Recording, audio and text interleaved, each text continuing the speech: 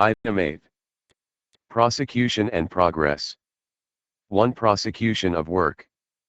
Begin work within 30 calendar days, 7 calendar days for routine maintenance contracts, after the authorization date to begin work. Prosecute the work continuously to completion within the working days specified. Unless otherwise shown on the plans, work may be prosecuted in concurrent phases if no changes are required to the traffic control plan or if a revised traffic control plan is approved. Notify the engineer at least 24 HR before beginning work or before beginning any new operation. Do not start new operations to the detriment of work already begun. Minimize interference to traffic. For contracts with call-out work and work orders, begin work in the right-of-way within the specified time and continuously prosecute the work until completion. 2. Subcontracting. Do not sublet any portion of a construction contract without the engineer's written approval. A subcontract does not relieve any responsibility under the contract and bonds. Ensure that all subcontracted work complies with all governing labor provisions. The contractor certifies by signing the contract that the contractor will not enter into any subcontract with a subcontractor that is debarred or suspended by the Commission, Department, or any federal agency. For federally funded contracts, ensure the required federal documents are physically attached to each subcontract agreement, including all tiered subcontract agreements. For all DBE subcontracts, including all tiered DBE subcontracts, submit a copy of the executed subcontract agreement. Upon request, submit a copy of the executed non-DBE subcontracts, including all tiered non-DBE subcontracts. 2.1 Construction contracts and federally funded maintenance contracts. Perform work with own organization on at least 30% of the total original contract cost, 25% if the contractor is a small business enterprise on a wholly state or local funded contract, excluding any specialty items as determined by the engineer. Specialty items are those that require highly specialized knowledge, abilities, or equipment not usually available in the contracting firm expected to bid on the proposed contract as a whole. Specialty items will be shown on the plans or as determined by the engineer. Bid cost of specialty items performed by subcontractors will be deducted from the total original contract cost before computing the required amount of work to be performed by the contractor's own organization.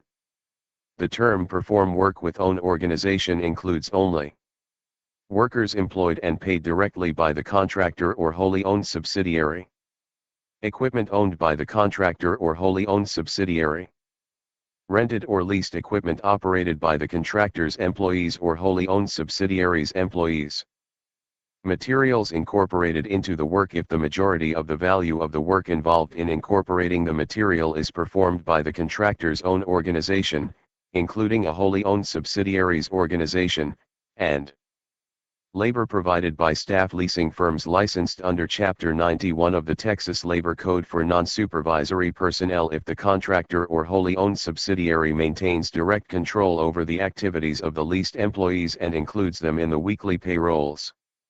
When staff leasing firms provide materials or equipment, they are considered subcontractors. In these instances, submit staff leasing firms for approval as a subcontractor. Copies of canceled checks and certified statements may be required to verify compliance with the requirements of this section.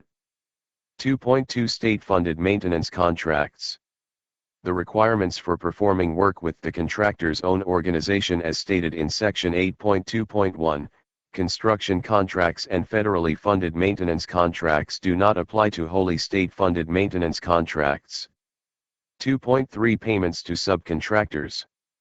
Report payments for DBE subcontracts including tiered DBE subcontracts in the manner as prescribed by the Department by the 20th day of each month.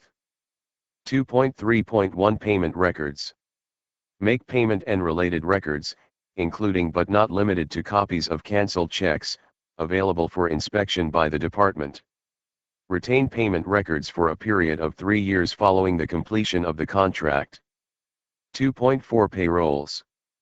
Comply with Article 7.19, Payrolls. 3. Computation of contract time for completion. The number of working days is established by the contract. For contracts with work orders, the number of working days is established in each work order. Working day charges will begin when work begins as prescribed in Article 8.1, Prosecution of Work. Working day charges will continue in accordance with the contract.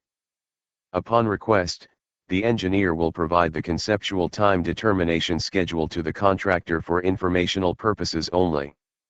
The schedule assumes generic resources, production rates, sequences of construction and average weather conditions based on historic data. The department will not adjust the number of working days and milestones, if any, due to differences in opinion regarding any assumptions made in the preparation of the schedule or for errors, omissions, or discrepancies found in the department's conceptual time determination schedule. 3.1 Working Day Charges. Working days will be charged in accordance with Section 8.3.1.4, Standard Work Week, unless otherwise shown on the plans. Working days will be computed and charged in accordance with one of the following. 3.1.15 Day Work Week. Working days will be charged Monday through Friday, excluding national holidays, regardless of weather conditions or material availability. The contractor has the option of working on Saturdays. Provide sufficient advance notice to the engineer when scheduling work on Saturdays. Work on Sundays and national holidays will not be permitted without written permission of the engineer. If work requiring an inspector to be present is performed on a Saturday, Sunday, or national holiday, and weather and other conditions permit the performance of work for 7hr between 7 a.m. and 6 p.m., a working day will be charged.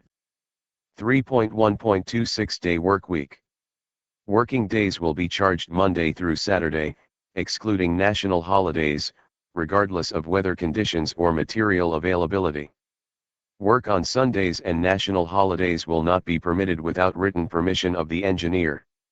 If work requiring an inspector to be present is performed on a Sunday or a national holiday, and weather or other conditions permit the performance of work for 7hr between 7 a.m. and 6 p.m., a working day will be charged. 3.1.37 Day Work Week. Working days will be charged Monday through Sunday, excluding national holidays, regardless of weather conditions or material availability. Work on national holidays will not be permitted without written permission of the engineer. If work is performed on any of these holidays requiring an inspector to be present, and weather or other conditions permit the performance of work for 7hr between 7 a.m. and 6 p.m., a working day will be charged. 3.1.4 Standard Work Week. Working days will be charged Monday through Friday, excluding national or state holidays, if weather or other conditions permit the performance of the principal unit of work underway, as determined by the engineer, for a continuous period of at least 7hr between 7 a.m. and 6 p.m., unless otherwise shown in the contract. The contractor has the option of working on Saturdays or state holidays. Provide sufficient advance notice to the engineer when scheduling work on Saturdays. Work on Sundays and national holidays will not be permitted without written permission of the engineer. If work requiring an inspector to be present is performed on a Saturday, Sunday, or holiday, and weather or other conditions permit the performance of work for 7hr between 7 a.m. and 6 p.m., a working day will be charged. 3.1.5 Calendar Day. Working days will be charged Sunday through Saturday, including all holidays, regardless of weather conditions, material availability, or other conditions not under the control of the contractor. 3.1.6 Other. Working days will be charged as shown on the plans. 3.2 Restricted Work Hours. Restrictions on contractor work hours and the related definition for working day charges are as prescribed in this article unless otherwise shown on the plans. 3.3 Nighttime work. Nighttime work is allowed only when shown on the plans or directed or allowed by the engineer. Nighttime work is defined as work performed from 30 minutes after sunset to 30 minutes before sunrise. 3.3.15-6- and 7-day work weeks. Nighttime work that extends past midnight will be assigned to the following day for the purposes of approval for allowing work on Sundays or national holidays. 3.3.2 Standard Workweek. 3.3.2.1 Nighttime work only. When nighttime work is allowed or required and daytime work is not allowed, working day charges will be made when weather and other conditions permit the performance of the principal unit of work underway, as determined by the engineer, for a continuous period of at least 7 hr for the nighttime period, as defined in Section 8.3.3, Nighttime work, unless otherwise shown in the contract. 3.3.2.2 Nighttime work and daytime work requiring inspector. When nighttime work is performed or required and daytime work is allowed, working day charges will be made when weather and other conditions permit the performance of the principal unit of work underway, as determined by the engineer, for a continuous period of at least 7 hr for the nighttime period, as defined in Section 8.3.3, Nighttime work, or for a continuous period of at least 7 hr for the alternative daytime period unless otherwise shown in the contract. Only one day will be charged for each 24 hr time period. When the engineer agrees to restrict work hours to the nighttime period only, working day charges will be in accordance with Section 8.3.3.2.1, Nighttime work only. 3.4 Time statements. The engineer will furnish the contractor a monthly time statement. Review the monthly time statement for correctness. Report protests in writing, no later than 30 calendar days after receipt of the time statement, providing a detailed explanation for each day protested. Not filing a protest within 30 calendar days will indicate acceptance of the working day charges and future consideration of that statement will not be permitted. 4. Temporary suspension of work or working day charges. The engineer may suspend the work, wholly or in part, and will provide notice and reasons for the suspension in writing. Suspend and resume work only as directed in writing. When part of the work is suspended, the engineer may suspend working day charges only when conditions not under the control of the contractor prohibit the performance of critical activities. When all of the work is suspended for reasons not under the control of the contractor, the engineer will suspend working day charges. 5. Project schedules. Prepare, maintain, and submit project schedules. Project schedules are used to convey the contractor's intended work plan to the department. Prepare project schedules with a level of effort sufficient for the work being performed. The work performed under this article will not be measured or paid for directly but will be subsidiary to pertinent items. 5.1 Project Scheduler. Designate an individual who will develop and maintain the progress schedule. The project scheduler will be prepared to discuss, in detail, the proposed sequence of work and methods of operation, and how that information will be communicated through the progress schedule at the pre-construction meeting. This individual will also attend the project meetings and make site visits to prepare, develop, and maintain the progress schedules. 5.2 Progress Schedule. Before starting work, prepare and submit a progress schedule based on the sequence of work and traffic control plan shown in the contract. Prepare the progress schedule as a bar chart or critical path method, CPM, as shown on the plans.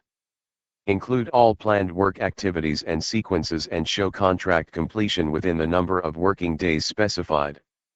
Incorporate major material procurements, known utility relocations, and other activities that may affect the completion of the contract in the progress schedule.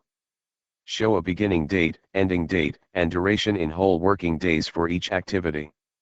Do not use activities exceeding 20 working days, unless agreed upon with the engineer. Show an estimated production rate per working day for each work activity, unless agreed upon with the engineer. 5.3 Schedule Format. Format all project schedules according to the following.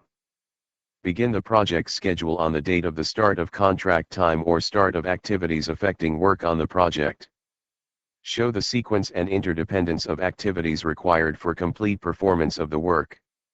If using a CPM schedule, show a predecessor and a successor for each activity, and Ensure all work sequences are logical and show a coordinated plan of the work. CPM schedules must also include: clearly and accurately identify the critical path as the longest continuous path. Provide a legend for all abbreviations: run date, data date, project start date, and project completion date in the title block of each schedule submittal, and through the use of calendars, incorporate seasonal weather conditions into the schedule for work, example earthwork, concrete paving, structures, asphalt, drainage, etc., that may be influenced by temperature or precipitation. Also, incorporate non-work periods such as holidays, weekends, or other non-work days as identified in the contract. 5.4 Activity Format. For each activity on the project schedule, provide a concise description of the work represented by the activity, an activity duration in whole working days, and code activities so that organized plots of the schedule may be produced. CPM schedules must also include the quantity of work and estimated production rate for major items of work. Provide enough information for review of the work being performed. 5.5 Schedule Types. 5.5.1 Bar Chart. 7 calendar days before the pre-construction meeting, prepare and submit a hard copy of the schedule using the bar chart method. 5.5.1.1 Progress Schedule Reviews. Update the project schedule and submit a hard copy when changes to the schedule occur or when requested. 5.5.2 Critical Path Method. Prepare and submit the schedule using the CPM. 5.5.2.1 Preliminary Schedule. 7 calendar days before the pre-construction meeting, submit both the plotted and electronic copies of the project schedule showing activities beginning with the authorization date to begin work and including activities to be performed within the first 90 calendar days from the work start date. 5.5.2.2 Baseline Schedule. The baseline schedule will be considered the contractor's plan to successfully construct the project within the time frame and construction sequencing indicated in the contract. Submit both plotted and electronic copies of the baseline schedule. Submit 2 plots of the schedule, one organized with the activities logically grouped using the activity coding, and the other plot showing only the critical path determined by the longest path, not based on critical float. Develop and submit the baseline schedule for review within the first 45 calendar days from the work start date unless the time for submission is extended by the engineer. 5.5.2.2.1 Review. Within 15 calendar days of receipt of the schedule, the engineer will evaluate and inform the contractor if the schedule has been accepted. If the schedule is not accepted, the engineer will provide comments to the contractor for incorporation. Provide a revised schedule based on the engineer's comments, or reasons for not doing so within 10 calendar days. The engineer's review and acceptance of the project schedule is for conformance to the requirements of the contract documents only and does not relieve the contractor of any responsibility for meeting the interim milestone dates, if specified, or the contract completion date. Review and acceptance does not expressly or by implication warrant, acknowledge, or admit the reasonableness of the logic or durations of the project schedule. If the contractor fails to define any element of work, activity, or logic and the engineer's review does not detect this omission or error, the contractor is responsible for correcting the error or omission. Submit an acceptable baseline schedule before the 90th calendar day from the work start date unless the time for submission is extended by the engineer. 5.5.2.3 Progress Schedule. Maintain and submit the project schedule monthly for use by both the contractor and the engineer. Submit both the plotted and electronic copy as it will become an as-built record of the daily progress achieved on the project. If continuous progress of an activity is interrupted for any reason except non-work periods, such as holidays, weekend, or interference from temperature or precipitation, then the activity will show the actual finish date as that date of the start of the interruption and the activity will be broken into a subsequent activity, or activities, based on the number of interruptions, similarly numbered with successive alpha character as necessary. The original duration of the subsequent activity will be that of the remaining duration of the original activity. Relationships of the subsequent activity will match those of the original activity so that the integrity of the project schedule logic is maintained. Once established, the original durations and actual dates of all activities must remain unchanged. Revisions to the schedule may be made as necessary. The project schedule must be revised when changes in construction phasing and sequencing occur or other changes that cause deviation from the original project schedule occur. Any revisions to the schedule must be listed in the monthly update narrative with the purpose of the revision and description of the impact on the project schedule's critical path and project completion date. Create the schedule revision using the latest update before the start of the revision. Monthly updating of the project schedule will include updating of the actual start dates for activities started, the actual finish dates for activities completed, the percentage of work completed and remaining duration for each activity started but not yet completed, and the calendars to show days actual work was performed on the various work activities. The cut-off day for recording monthly progress will be the last day of each month. Submit the updated project schedule no later than the 20th calendar day of the following month. The engineer will evaluate the updated schedule within 5 calendar days of receipt and inform the contractor if it has or has not been accepted. If the schedule is not accepted, the engineer will provide comments to the contractor for incorporation. Provide a revised schedule based on the engineer's comments, or reasons for not doing so within 5 calendar days. Provide a brief narrative in a bulleted statement format for major items that have impacted the schedule. Notify the engineer if resource leveling is being used. 5.5.2.3.1 Project Schedule Summary Report, PSSR. When shown on the plans, provide the PSSR instead of the narrative required in Section 8.5.5.2.3, Progress Schedule. The PSSR includes a listing of major items that have impacted the schedule as well as a summary of progress in days ahead or behind schedule. Include an explanation of the project progress for the period represented on the form provided by the department. 5.5.3 Notice of Potential Time Impact. Submit a notice of potential time impact when a contract time extension or adjustment of milestone dates may be justified or when directed. Failure to provide this notice in the time frames outlined above will compromise the department's ability to mitigate the impacts, and the contractor forfeits the right to request a time extension or adjustment of milestone dates unless the circumstances are such that the contractor could not reasonably have had knowledge of the impact at the time. 5.5.4 Time Impact Analysis. When directed, provide a time impact analysis. A time impact analysis is an evaluation of the effects of impacts on the project. A time impact analysis consists of the following steps. Step 1. Establish the status of the project immediately before the impact. Step 2. Predict the effect of the impact on the schedule update used in Step 1.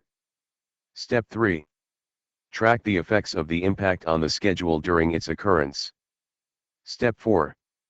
Establish the status of the project after the impact's effect has ended and provide details identifying any mitigating actions or circumstances used to keep the project ongoing during the impact period.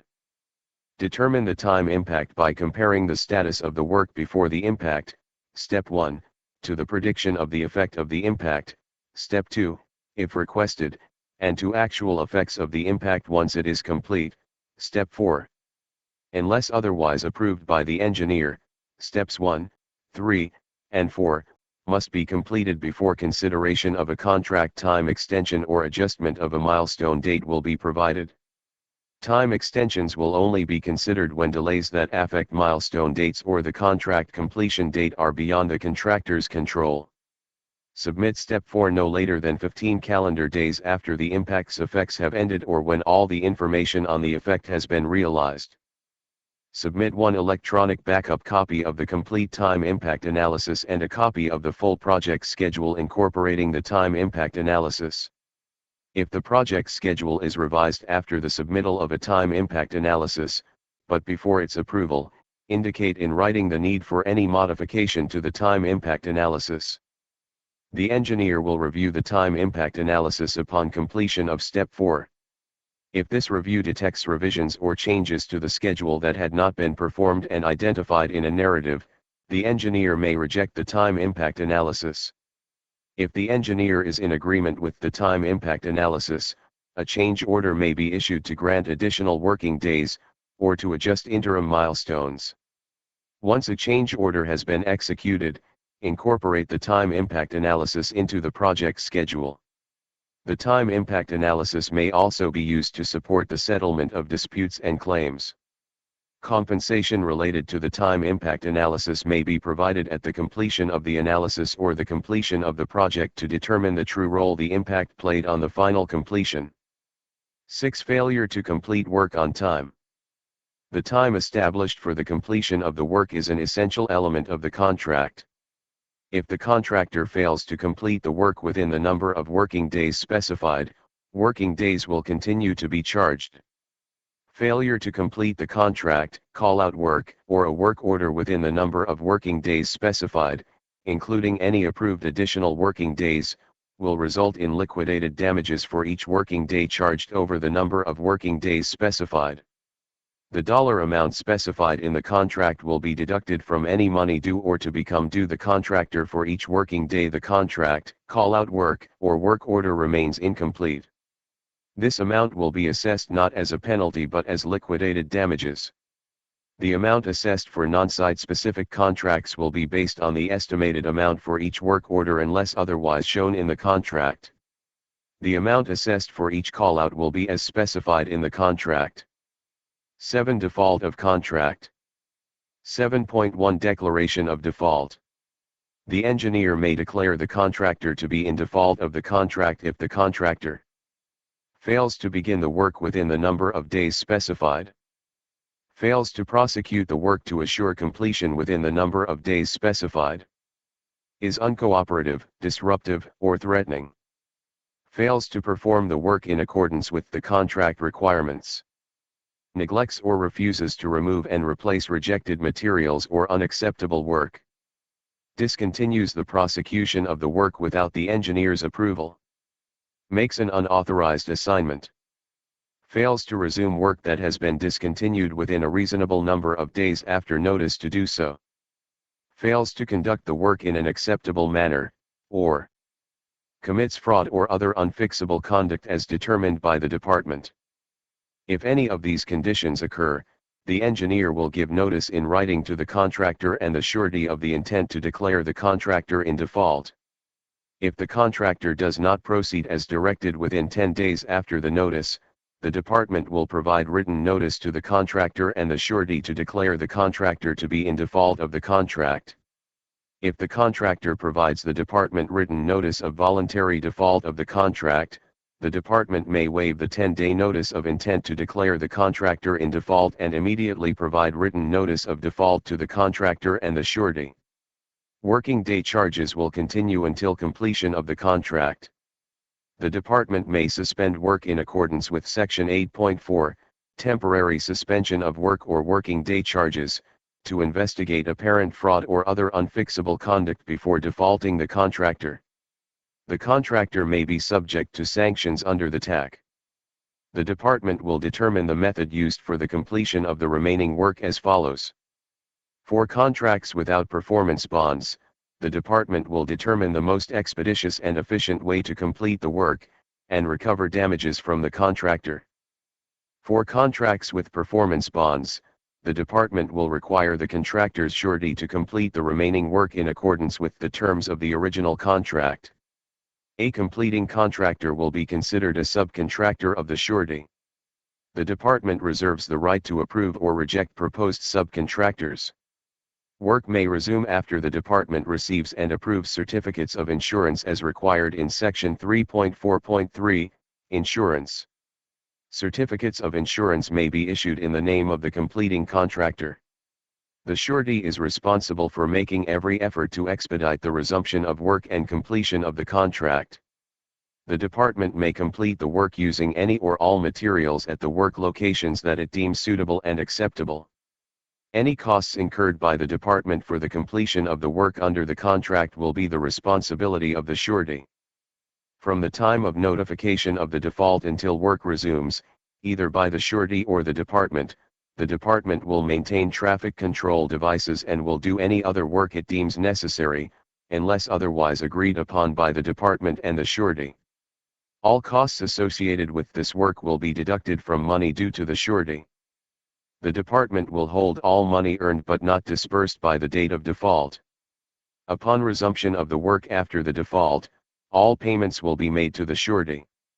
All costs and charges incurred by the department as a result of the default, including the cost of completing the work under the contract, costs of maintaining traffic control devices, costs for other work deemed necessary, and any applicable liquidated damages or disincentives will be deducted from money due the contractor for completed work.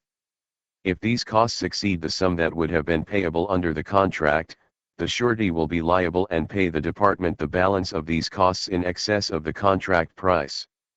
In case the costs incurred by the department are less than the amount that would have been payable under the contract if the work had been completed by the contractor, the department will be entitled to retain the difference. Comply with Article 8.2, Subcontracting, and abide by the DBE commitments previously approved by the department. Section 8.2.1, Construction Contracts and Federally Funded Maintenance Contracts, is waived. No markups as defined in Article 9.7, Payment for Extra Work and Force Account Method, will be allowed for the surety. 7.2 Wrongful Default. For consideration of wrong default, submit a written request to the Construction Division within 30 calendar days of receipt of notice of default. The Construction Division will determine if the contractor has been wrongfully defaulted and will proceed with one of the following actions. In the event that the Construction Division determines the default is proper, the default will remain in accordance with Section 8.7.1, Declaration of Default. If the contractor is in disagreement, the contractor may file a claim in accordance with Article 4.7, Dispute or Claims Procedure. In the event that the Construction Division determines it was a wrongful default, the Construction Division will terminate the contract in the best interest of the state or the public in accordance with Article 8.8, Termination of Contract. 8. Termination of Contract. The department may terminate the contract in whole or in part whenever the contractor is prevented from proceeding with the work as a direct result of an executive order of the President of the United States or the Governor of the state. The contractor is prevented from proceeding with the work due to a national emergency, or when the work to be performed under the contract is stopped, directly or indirectly, because of the freezing or diversion of materials, equipment, or labor as the result of an order or a proclamation of the President of the United States. The contractor is prevented from proceeding with the work due to an order of any federal authority. The contractor is prevented from proceeding with the work by reason of a preliminary, special, or permanent restraining court order where the issuance of the restraining order is primarily caused by acts or omissions of persons or agencies other than the contractor, or the department determines that termination of the contract is in the best interest of the state or the public. This includes but is not limited to the discovery of significant hazardous material problems, right-of-way acquisition problems, or utility conflicts that would cause substantial delays or expense to the contract. 8.1 Procedures and submit tolls. The department will provide written notice to the contractor of termination specifying the extent of the termination and the effective date. Upon notice, immediately proceed in accordance with the following. Stop work as specified in the notice. Place no further subcontracts or orders for materials, services, or facilities, except as necessary to complete a critical portion of the contract, as approved by the engineer. Terminate all subcontracts to the extent they relate to the work terminated. Complete performance of the work not terminated. Settle all outstanding liabilities and termination settlement proposals resulting from the termination of the contract. Create an inventory report, including all acceptable materials and products obtained for the contract that have not been incorporated in the work that was terminated, include in the inventory report a description, quantity, location, source, cost, and payment status for each of the acceptable materials and products, and take any action necessary, or that the engineer may direct, for the protection and preservation of the materials and products related to the contract that are in the possession of the contractor and in which the department has or may acquire an interest. 8.2 Settlement Provisions. Within 60 calendar days of the date of the notice of termination, submit a final termination settlement proposal, unless otherwise approved. The engineer will prepare a change order that reduces the affected quantities of work and adds acceptable costs for termination. No claim for loss of anticipated profits will be considered. The department will pay reasonable and verifiable termination costs including all work completed at the unit bid price and partial payment for incomplete work. The percentage of item 500, mobilization, equivalent to the percentage of work complete or actual cost that can be supported by cost records, whichever is greater. Expenses necessary for the preparation of termination settlement proposals and support data. The termination and settlement of subcontracts. Storage, transportation, restocking, and other costs incurred necessary for the preservation, protection, or disposition of the termination inventory, and other expenses acceptable to the department.